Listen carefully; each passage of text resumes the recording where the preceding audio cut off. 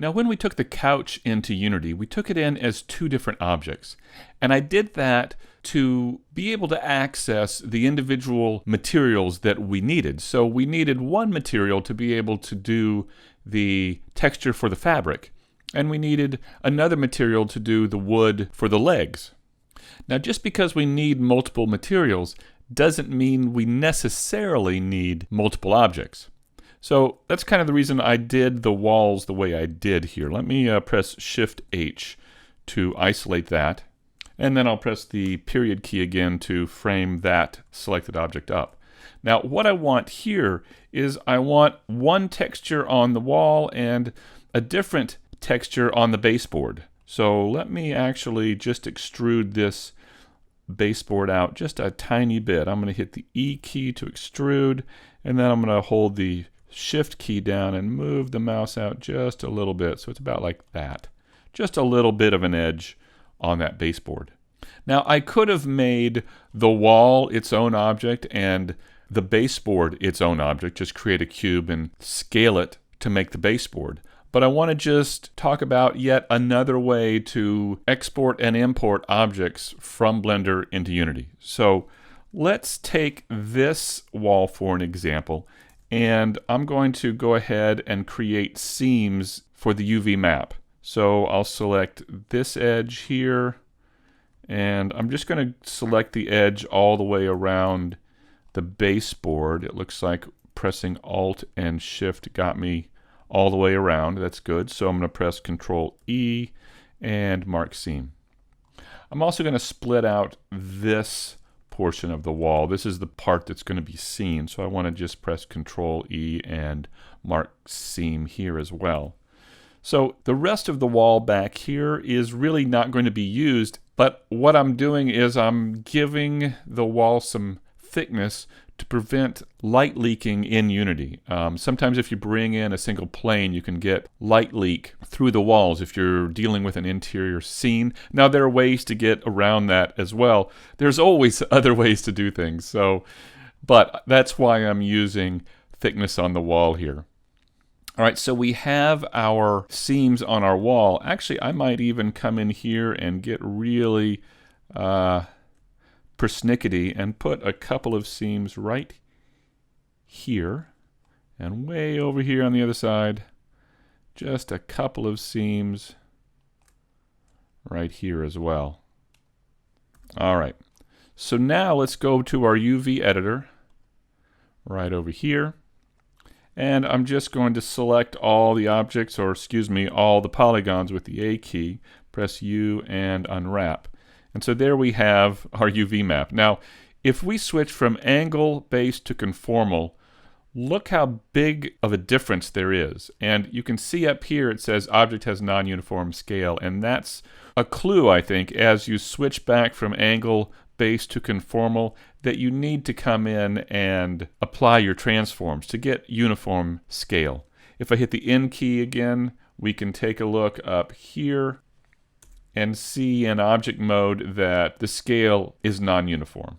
So in object mode, I'll just press Control A and apply rotation and scale, and there we go. So now when we come back into edit mode, hit U and unwrap, here's conformal, here's angle based. Not a whole lot of difference. However, I do like conformal a little better there. Now just while we're here, I may need to know at some point in time when we go into Photoshop which UV island is the baseboard and which is the actual front of the wall. It may be a little confusing here as to which is which. So if I come down here and turn this little guy right down here, keep UV in edit mode, mesh selection in sync, if I turn that on, now if I go to face mode and select a face over here, it highlights over here. So you can see that that face is right here, and if I select this wall, there is the UV island there. So I've got the baseboard on top and the wall here beneath it, and down here is the back of the wall. But the back of the wall does not need to be this large. In fact, we could shrink that down quite a bit so we can get a little bit more, just a little bit more resolution in our UV map for our wall and our baseboard. So if I come back over here and turn this off, select everything over here so I can see all of these. I'm now choosing to select my UV islands here with this option. So if I select now the back wall, I can hit S and shrink it way down and maybe put it over here in a corner. I don't need that. Now what I can do is press Control up arrow and make this full screen. And then I'll just select these two UV islands and scale them up just a bit so I get a little bit more resolution out of it. Can't get a whole lot, but that'll work. We could put more in this UV island or this UV map, but for now let's go with this. Alright, so I'm going to hit Control up arrow to shrink that down again. And now, as I mentioned, we need to split out the materials or create a material for the wall and the baseboard so that Unity will see the different materials. And to do that, all we need to do is just select the individual faces and assign them. Alright, so we have this UV mapped. However, if we go back here, you know what? I think if I hit the Tab key to go to Object Mode and press Alt-H to bring everything back, I think what we need to do is actually split this wall out from the wall that would be here.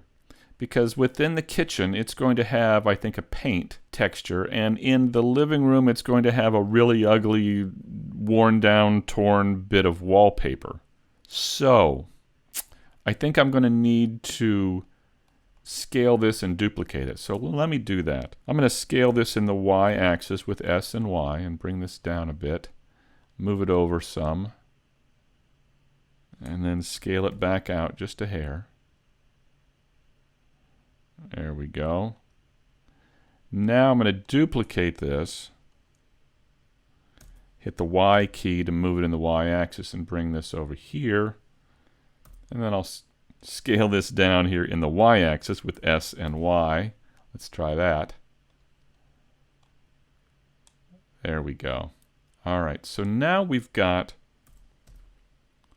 two different walls for the two different parts of the apartment. One for the kitchen, one for the living room. Alright, so let me go back real quick and just re-UV map this piece right here. I'm going to press Shift-H, period key, tab into edit mode, U, and unwrap. And there we go. Once again, I've got non-uniform scale. I'll hit Control-A and rotation and scale and do that one more time. There we go. That looks a little better. I'll scale down that back of the wall again, and I'll scale up the actual part of the wall that we will use. There we go. Alright, I think that'll make a little more sense. So now that we have our wall the right size and UV mapped, let's go ahead and assign our materials to it. I'll go to the materials panel over here, and recall this is one that I created by just clicking and dragging this little corner tab out. This panel doesn't come automatically with the UV editing screen layout. I just created this earlier. But I'll hit the new button. I'll call this wall living room back. And then I will tab into edit mode, select this one face here, and press Control plus key on the numpad to expand the selection out to encompass all of the baseboard. Then I'll create a new material slot for this object right here. And in that new material slot in the object, I will create a new material. And we'll call this baseboard living back wall. And then I will click Assign. And there we go. So now, if we take a look at this, I'll hit the Z key to go to wireframe. If I choose that wall living back and click Select, everything highlights except the baseboard. I can hit deselect here. And now if I select the baseboard and click Select, only the baseboard is selected. So now we have two materials assigned to our one object. And Unity will see this as we take this object in. Now I'm going to need to go through and do this for all the other walls as well, but while we're here, what I want to do is go ahead and work on the door frames. I'm going to press Alt-H to bring everything back, and let me grab this door frame right here, and press Shift-H to isolate it, period key to focus it, and let's take a look at creating our UV map of this. Now, one thing about doorways is that they usually have a little extrusion inside here where the door fits. So before I UV map it, I better insert those edge loops and extrude that. I'll press Control-R, and let's do 2. I just scrolled the mouse wheel to get one more extra edge there, and click again. And I will press S and Y to scale these in a bit, and click, and then I'll move them forward just a bit like that, because the door is going to be here on this side of the door jamb. And then I can go to face mode, Alt click an edge between 2 of the faces to select that whole face loop. And now I want to extrude. I'll hit E and the Enter key. So now what I want to do is just scale these in. I'll scale it first in the X. I'll hit S and X and scale that in just a smidge.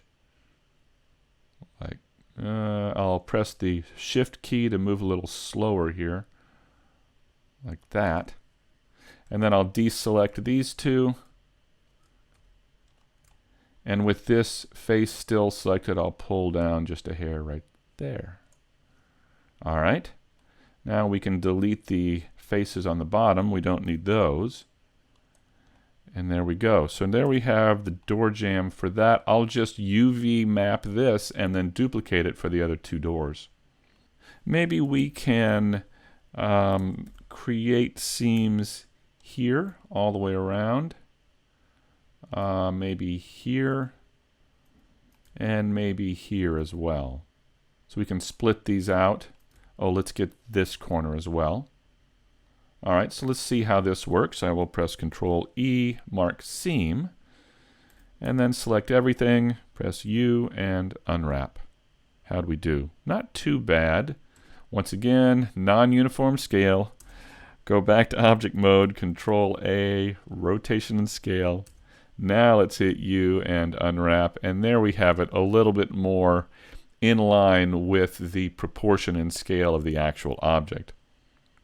That's not bad. Let's take a look at angle-based and conformal. Not much difference at all. And that's what I mean by when you see a large difference in your UV map between conformal and angle-based, you may want to go back and apply the transformations so you have a uniform scale before you unwrap. All right, so I've got that done. I'm going to go back to the default view, and let's just copy these back over. Alt-H to bring everything back. And I think I'll just take this door frame and this one and go ahead and delete them. Select this one and duplicate. Shift-D, hit the X key and slide it over here. Shift-D, this time I'll press the Y key for Y-axis and move it over here. So what I will do before the next video is I'll go ahead and go through and UV map the other walls, and then we'll begin taking these into Unity and see how they look.